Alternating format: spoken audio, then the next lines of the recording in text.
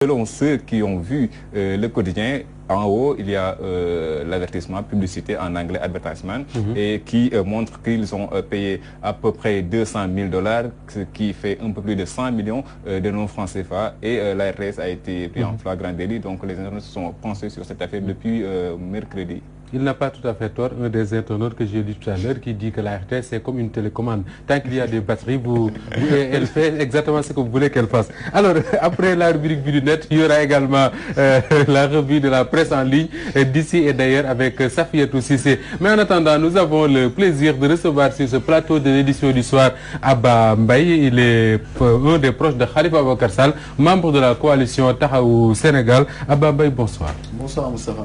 Et Khalifa Sall est sorti de prison hier, j'imagine que c'est le soulagement de votre côté. C'est le soulagement, c'est la joie. D'abord, c'est moi particulièrement. Je suis venu ici à l'étape du projet. Absolument. Et c'est un plaisir pour moi de revenir au moment où Khalifa est parmi les siens. Je voudrais rendre hommage au groupe sénégalais. Jamais, jamais nous avons senti que son soutien nous a fait défaut. L'emprisonnement de Khalifa était une profonde souffrance vécue par les Sénégalais et dans des zones qu'on ne soupçonne même pas. Et je remercie aussi tous les soutiens de Khalifa qui n'ont jamais laissé. Ils ont été héroïques, ils ont été patients, ils ont été endurants. Il y a eu des moments épiques comme quand ces jeunes ont fait une grève de la faim. Il y a des moments épiques quand certains d'entre nous ont été mis en prison.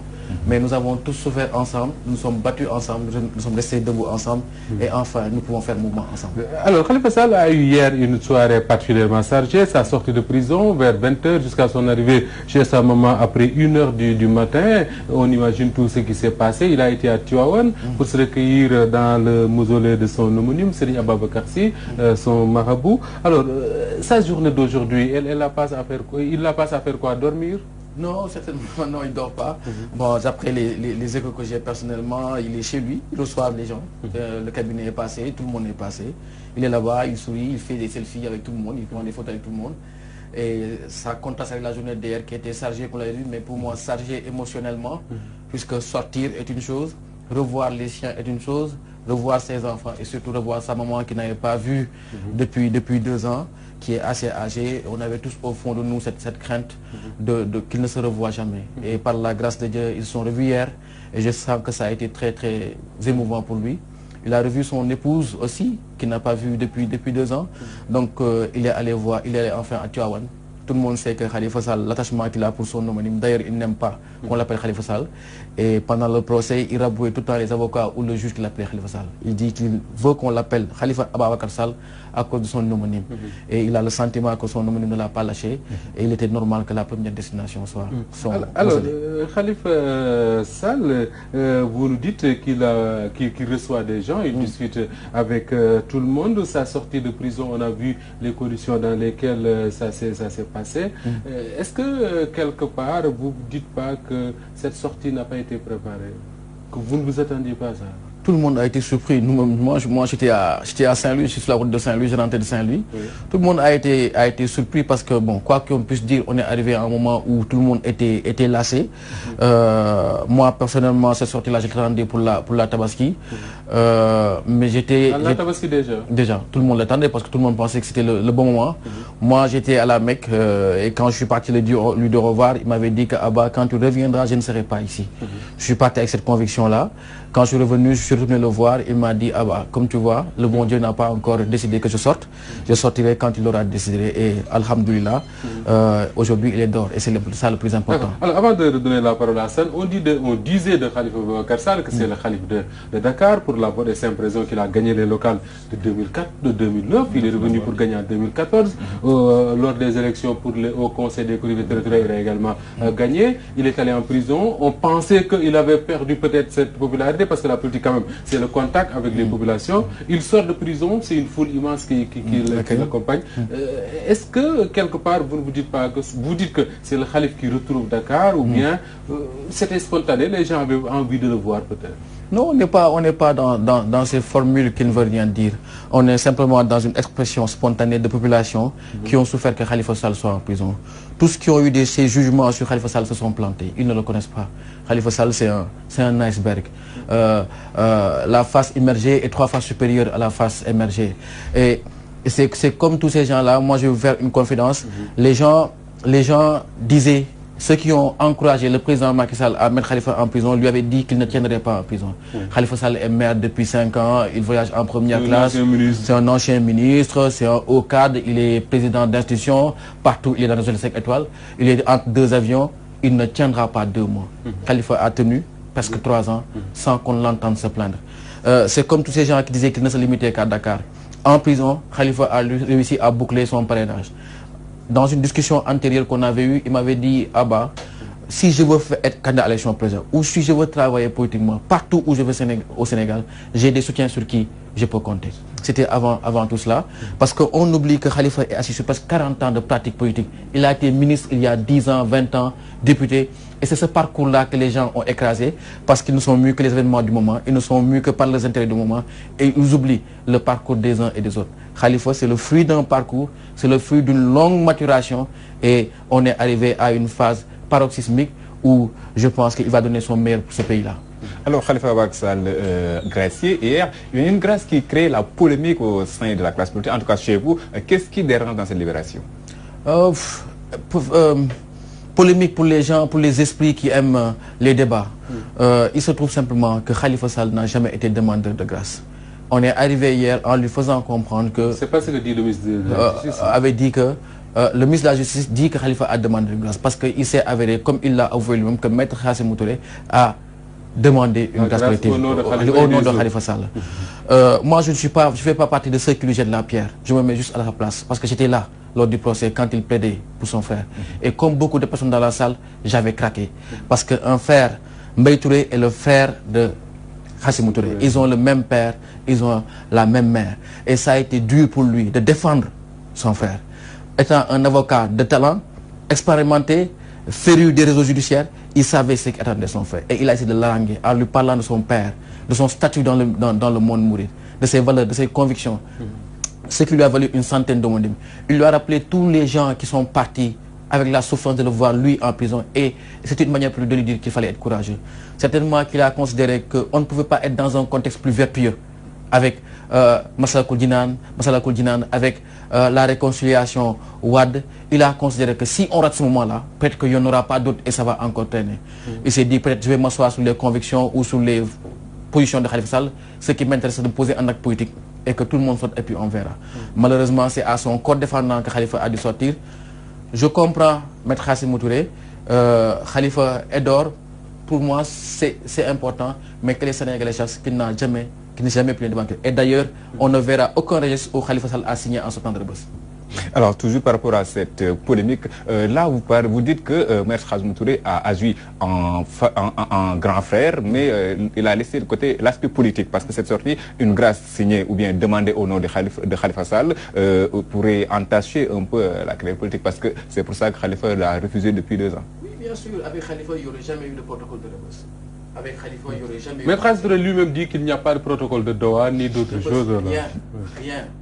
Khalifa ne l'a rien cédé. Moi, ça me rappelle ses propos de Mandela lorsqu'il a dû se résoudre à divorcer avec Winnie Mandela en disant à un de ses amis, c'est la seule chose que je le sais. Khalifa n'a rien cédé à ces gens-là. Il leur a montré jusqu'au bout que personne ne peut écraser mes convictions.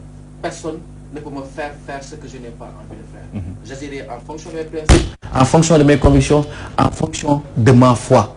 Et je sais que je suis un homme de foi. Malgré la pression, malgré tout, il est resté lui-même.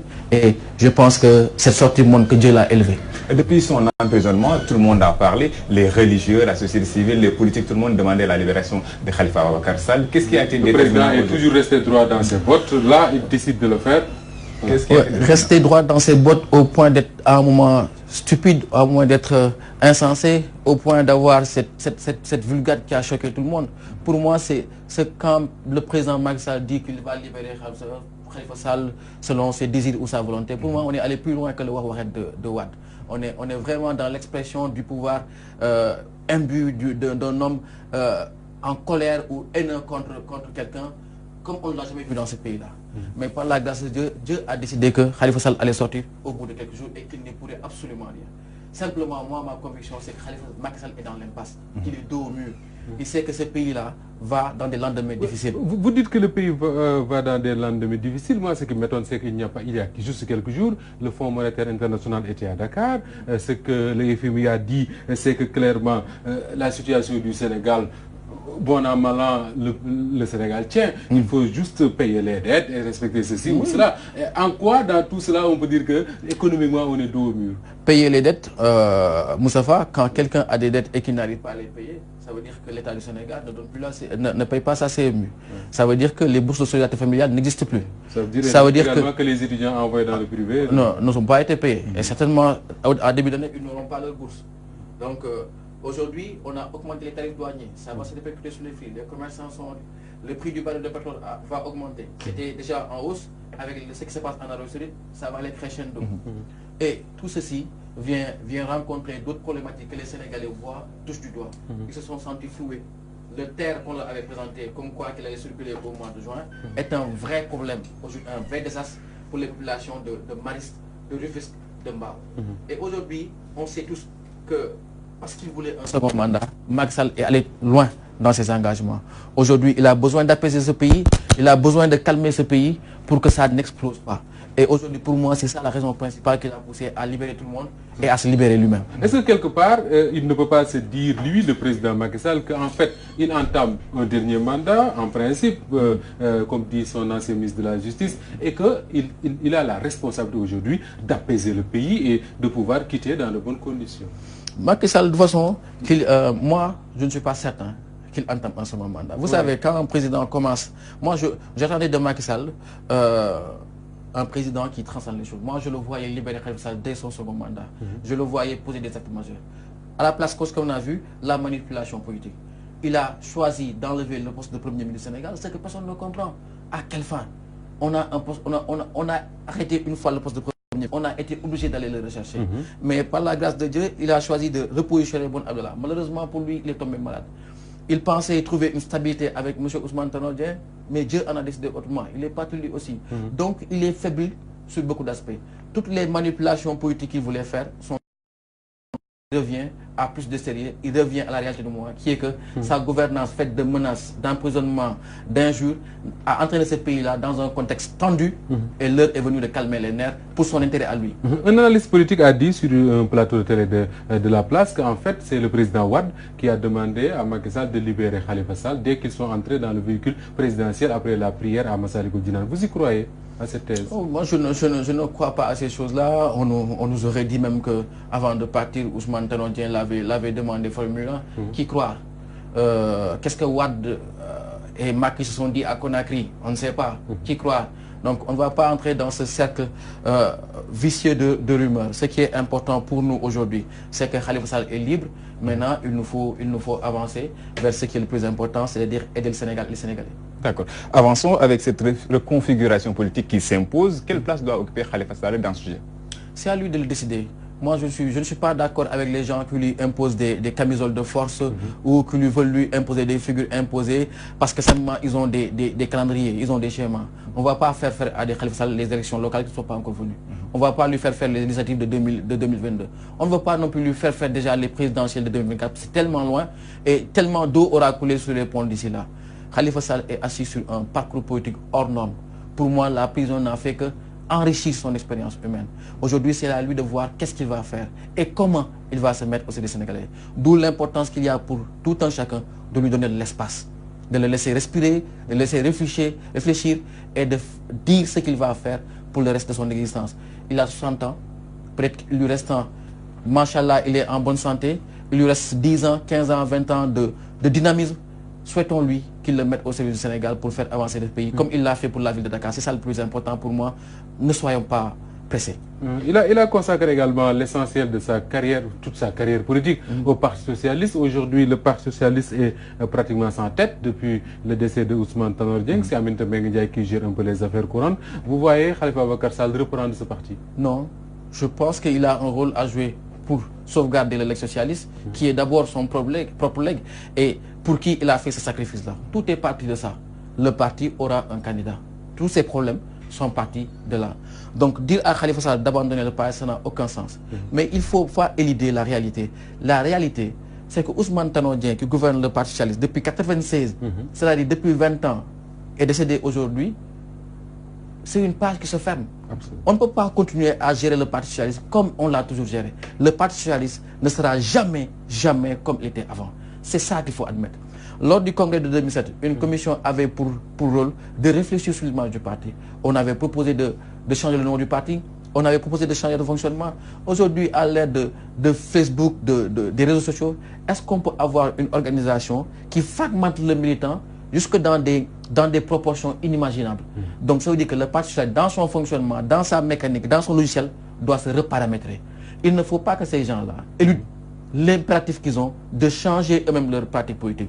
Nous sommes dans un pays où un jeune de 44 ans, Ousmane Sonko, est allé à des élections, a eu un résultat 1000 fois meilleur que celui du Parti socialiste. Ça veut dire que ça a changé. Les jeunes d'aujourd'hui qui votent ne connaissent pas Aminata Mbengue, ne savaient pas qu'il était ministre il y a 20 ans, ne connaissaient pas Ousmane Tanor Dieng. Donc le Parti socialiste lui-même doit changer. Est-ce qu'on peut dire la même chose de Khalifa Sall? Si ces jeunes-là ne connaissent pas Ousmane Tanor Dieng, ni Aminata Mbengue, certainement ils ne connaissent pas Khalifa Sall. Sa force, c'est que quand il a été réélu en 2009, il a lui-même changé. Rappelez-vous, quand Khalifa Sall affrontait l'opinion et faisait pour la première fois une déclaration de patrimoine public, Aminata Mbengue Ndiaye, qui est de notre école, avait dit que c'est contraire à nos cultures. Est-ce qu'il l'a fait quand il était dans le gouvernement de Macky? Est-ce que c'était contraire à leur culture? Khalifa Sall, à l'époque, a considéré que sa gestion d'aujourd'hui, de 2009, doit être différente de celle d'avant 2000. Et il a changé lui-même et a changé sa gouvernance. Et les Sénégalais l'ont accepté et l'ont toujours accompagné.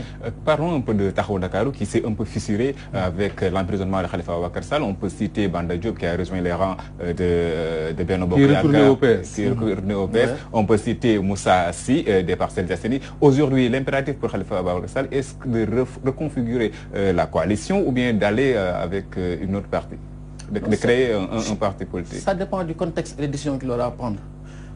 Taxawu Dakar, c'est quoi? Khalifa Sall qui gouverne la ville de Dakar. Pour la première fois en 2009, un maire de l'opposition est élu devant le parti au pouvoir. Ça ne s'est jamais vu. C'est une équipe municipale qui est élue. Khalifa Sall qui gère pendant 5 ans, qui dit aux gens, nous avons commencé quelque chose. En tant que maire, si vous me faites confiance et si vous considérez que j'ai bien travaillé, continuons à préserver Dakar. Parce que l'acte 3 est une mauvaise chose, parce que ça va démanteler Dakar. Parce que ceux qui sont en face pensent que leur conception du pouvoir, c'est de croire qu'ils ont tous les droits. Ils ont tous les droits, sauf une hypothèque sur nos convictions, sur notre dignité. Et si vous êtes d'accord, préservons nos acquis, préservons notre ville et continuons. C'est ça l'esprit de Taxawu Dakar. Maintenant, si on va dans 5 ans et que lui, il considère qu'il y a un autre contexte, il y a un autre message, il y a un autre contenu, il est libre de donner le contenant qu'il faut. Taxawu n'a été qu'un contenant en 2014 pour continuer ce qui a commencé en 2009. Une fois que ce sera à terme, il réfléchira lui-même en se donnant un autre contenant, une autre stratégie, un autre positionnement. Ça ne dépend que de lui. Laissons-lui l'espace pour cela. La grâce à qui? La suite du combat, c'est l'amnistie. Comment comptez-vous vous y prendre? On va nous envelopper de tout ce juridisme-là. Ce débat s'est posé dès la fin du procès. Puisqu'on a dit que quand on est condamné à 5 ans, le juge doit expressément signifier que vous avez perdu vos droits civiques et politiques. Donc Khalifa Sall ne l'a pas, on n'a pas signifié expressément à Khalifa Sall. Maintenant, le juge constitutionnel... Mais il y a la jurisprudence Karim Wade. Non, Karim Wade l'a créé, a refusé de se prononcer en disant qu'eux, ils ne font pas de la politique. Ils n'ont pas à se prononcer sur des droits civiques ou politiques, puisque c'est un dossier d'enrichissement illicite. À partir du moment où Karim Wade n'a pas été en mesure, puisqu'il a la charge de la preuve, de prouver comment il s'est enrichi, il se limite à la condamnation. Donc ça veut dire qu'aujourd'hui, on est face à une situation qui, disons, est juridique entre guillemets, mais qui est plus politique. Maintenant, si le président de la République est dans une logique d'apaiser l'acheminement de tout ça, c'est que Karim Wade revienne, c'est que lui-même aille au bout de ce qu'il a entrepris et qu'il comprenne une chose. Lui, il va partir, mais il n'a pas le droit de choisir un président pour les Sénégalais. Qu'il laisse aux Sénégalais choisir ce qu'ils veulent en partant des hommes et des femmes qu'ils ont déjà pointés. Alors, par rapport au dialogue national, Moustapha, ils ont adopté la politique de la 16 villes pendant tout ce temps. Aujourd'hui, Khalifa Ababacar Sall a été libéré. Macky Sall et Abdoulaye Wade se retrouvent. Quelle est la suite selon vous? Mais il est important, pour moi ce dialogue est important. Ce dialogue est important puisque nous avons eu un représentant de Khalifa Sall dans ce dialogue. Oui, important lorsqu'on a eu le code consensuel. Ce code consensuel a été le socle pour permettre 2 alternances démocratiques. Vous savez, quand Macky Sall a conçu ce fichier-là, il était directeur de cabinet de Wade et directeur de campagne de Wade en 2007. En 2012, lorsqu'il était candidat, Cheikh Yérim Seck nous dit que dans son livre, que quand il a voulu consulter les résultats, il a appelé Marième Faye. Marième Faye lui a passé Macky. Il lui dit, selon mes chiffres, tu es à 21-22%. Macky Sall lui dit non, je suis à 26% et je vais au-delà avec Wade. Et il dit que c'est là où j'ai compris que Macky Sall a encore la main mise sur l'administration électorale. Maintenant, cette hypothèse-là, il faut le faire exploser. Il faut qu'on ait un compromis dynamique sur tout le processus électoral, qu'on fasse des choix sur ce qu'on a utilisé pour tromper les Sénégalais en faisant croire que les élections coûtent cher. Les élections ne coûtent pas cher. On peut aller avec le bulletin unique. On peut simplifier les choses avec un fichier transparent pour aller à des élections et que les Sénégalais choisissent le propre dirigeant. C'est une évidence que Macky Sall doit accepter. D'accord. Merci à vous, Abba Mbaye, d'accepter d'être l'invité de cette édition du soir. L'avant-dernière étape, c'est la rubrique Vue du Net d'Hassane Gueye. Et c'est juste après ceci.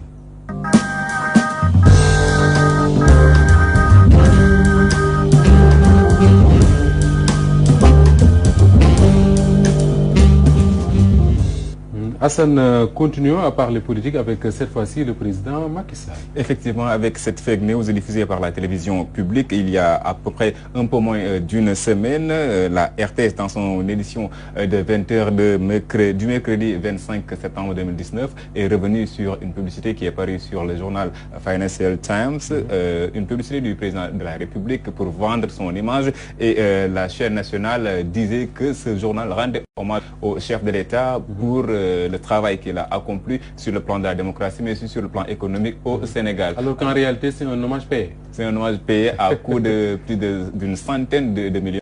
La supercherie a été découverte par un journaliste qui a même donné le payeur, qui serait Mimran, qui est Libanon-français, Mimran de CSS, Jean-Claude Mimran. Jean-Claude Mimran, alors qu'il a payé la publicité à travers une société qui est basée à la principauté de Monaco, qui s'appelle CAVP. Et donc aujourd'hui, ça a créé une polémique depuis mercredi, depuis à peu près un peu moins d'une semaine. Et le correspondant du magazine dit que ils ont essayé de nous griger. Aujourd'hui, les internautes se révoltent non pas parce qu'il y a seulement une publicité, mais parce que la RTS a voulu faire croire aux Sénégalais que ce journal rendait hommage au chef de l'État pour le travail qu'elle a accompli, alors que c'est les un hommage internautes payé. ont dit tout le mal qu'ils pensaient de tout cela. De tout cela, Moustapha.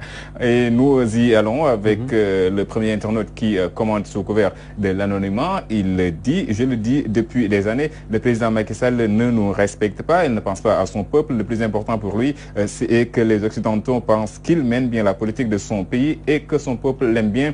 Cette fois-ci, ils se sont complètement fourvoyés. Le monde entier se moque de Macky Sall et de son gouvernement qui n'arrête pas de dire les contre-vérités. L'affaire Petro-Tim leur a créé d'énormes difficultés parce que le monde entier a parlé de cette grosse arnaque sur nos ressources qui ne nous fera pas avancer plus que le Gabon, le Mozambique ou le Congo.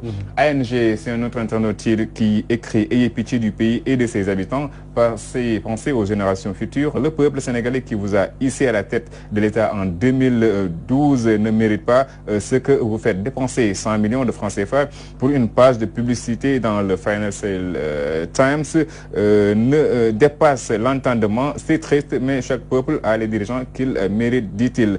Où se trouve donc l'opposition, se demande notre internaute qui ajoute que c'est un problème dont il faut parler en long et en large sur tous les médias. J'ai l'impression que l'opposition n'exploite pas assez les bourdes de ce régime et son président. Poursuivons avec Hassan Lo qui dit « Mais quand Oyono écrivait Le Vieux Nègre, la médaille, est-ce qu'il ne rêvait pas de Macky Sall ?» J'ai commencé à douter avec le rappel de ces origines, dit Alpha et Mbaye Silla Roma, qui dit que ça coûte pas moins de 500 000 $. Ce n'est pas le même tarif. C'est une société commerciale qui vend de l'info commercial. Je vois Pape Ismaël Dieng Hassan qui dit ce n'est pas l'État qui a payé, mais l'entreprise de Mimran. C'est une bonne précision. Sauf que là, l'important, c'est pas qui a payé ou qui n'a pas payé, mais que la RTS dise aux Sénégalais que c'est un journal qui rend hommage au président Sall, alors qu'il n'en est rien du tout. C'est payé tout cela. Effectivement. Et par rapport à cet argent, il y a Mbaye Silla Roma qui était de l'APIX qui vient éclaircir, qui dit quand j'étais à l'APIX, je les ai une fois renvoyés paraître quand Karim me les avait envoyés, en parlant du Financial Times. Et il a d'Ajoute, c'est toujours comme ça à la présidence. La présidente les envoie toujours vers un mécène pour payer le public reportage. C'est au minimum 500 000 dollars. Abba Mbaye, il y a des médias sénégalais qui courent très souvent derrière la publicité institutionnelle, comme on dit. Pendant ce temps-là, il n'y a pas que le Sénégal, hein, mais les États africains, beaucoup d'entre eux donnent de la pub à des magazines comme Jeune Afrique, Financial Times, etc., etc. Quel est le besoin aujourd'hui?